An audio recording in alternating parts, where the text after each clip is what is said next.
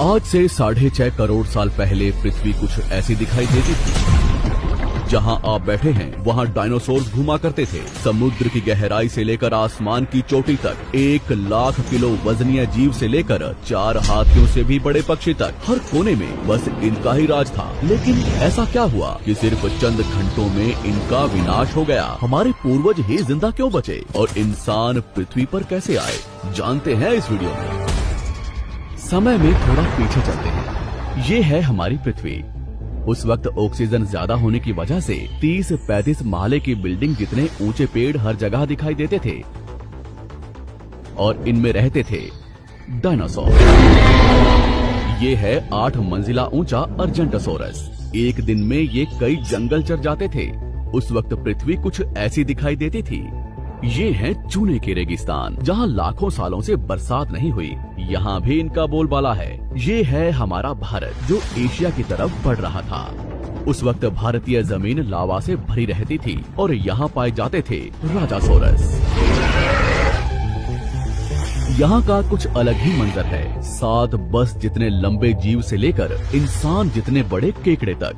बाहर आकर देखो तो कई किलोमीटर लंबे अमेरिकी रेगिस्तान में पाए जाते थे टाइटेनोसोरस। 20 हाथियों जितना वजनीय, 8 महले की बिल्डिंग से भी ऊंचे ये जीव आज यहाँ बच्चे पैदा करने इकट्ठा हुए हैं। दुनिया के हर कोने में डायनासोर्स की आवाजें गूंज रही थी, लेकिन इन्हें क्या पता था कि आज इनका अंत होने वाला है।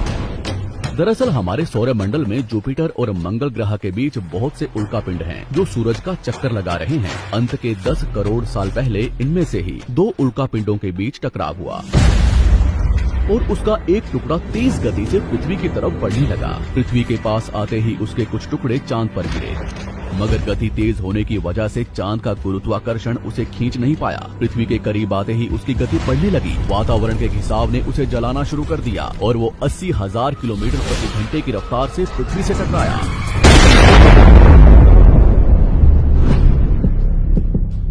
यहाँ रात के 1:30 बज रहे थे।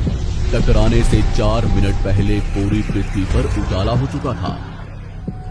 इसकी चमक को देख नजदीकी जानवर अंधे हो चुके थे। गिरने से पहले ही वहां का पानी सूख गया।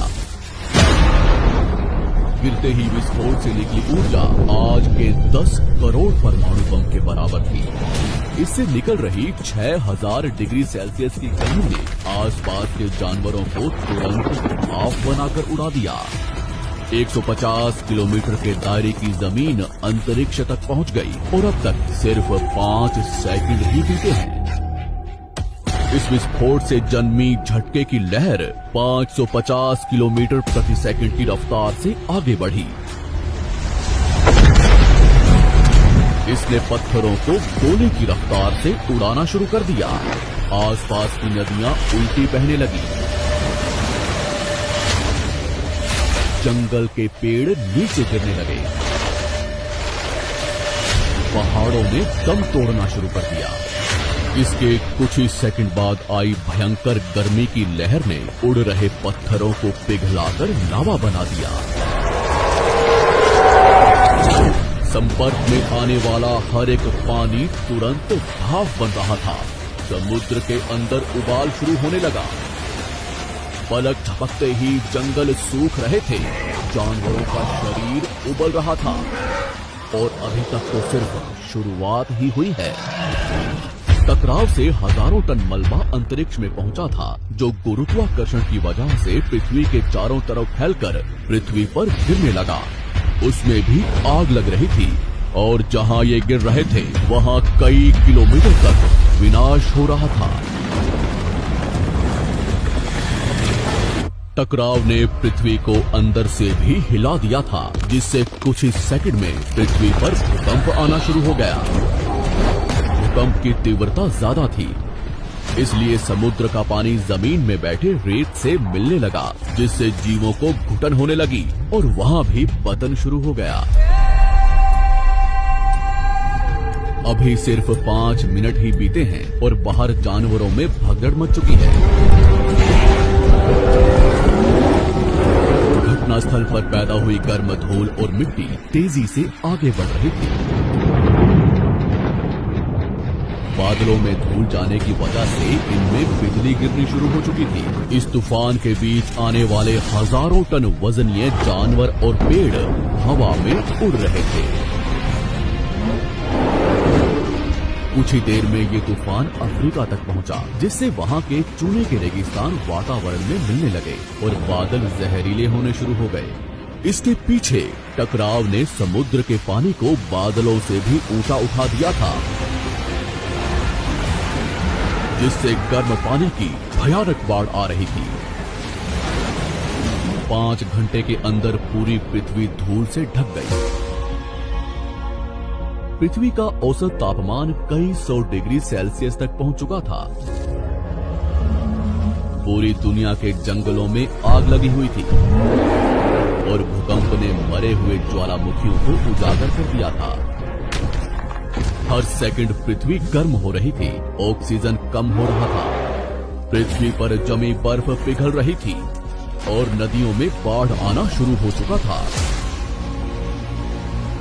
इस महाविनाश के बाद ज्यादातर जमीन में रहने वाले कीड़े मकोड़े और स्तनधारी जीव ही जिंदा बचे थे। पृथ्वी की 70% आबादी विलुप्त हो चुकी थी।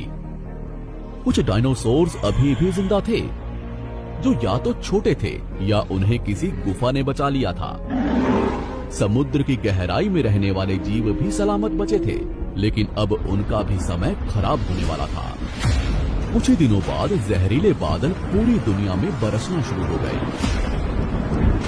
दिन ब दिन समुद्र जहरीला होने लगा, जिससे समुद्री जंगल भी मरना शुरू हो गए। धूल से ढकी ये पृथ्वी ठंडी पड़ रही थी और कुछ ही महीनों में पूरी पृथ्वी बर्फ से ढक गई। हमारे पूर्वजों को डायनासोर से डरकर, कुछ भी खाकर, कम ऑक्सीजन के बावजूद भी महीनों तक जमीन में रहने की आदत थी। जमीन के अंदर गर्माहट थी और अंदर छोटे जीवों का पूरा साम्राज्य। इस घटना के कुछ साल बाद तक भी डायनासोर्स अब तक जिंदा थे, लेकिन इनके होने के बावजूद भी ऐसा क्या हुआ कि ये जमीन में रहने वाले स्तनधारी जीव आसानी से जमीन पर रहने लगे? वो डायनासोर्स कहाँ गए? पृथ्वी पर इंसानों का जन्म कैसे हुआ? सिर्फ इंसान ही विकसित क्यों हो पाए? जानते हैं हमारी अगली वीडियो में।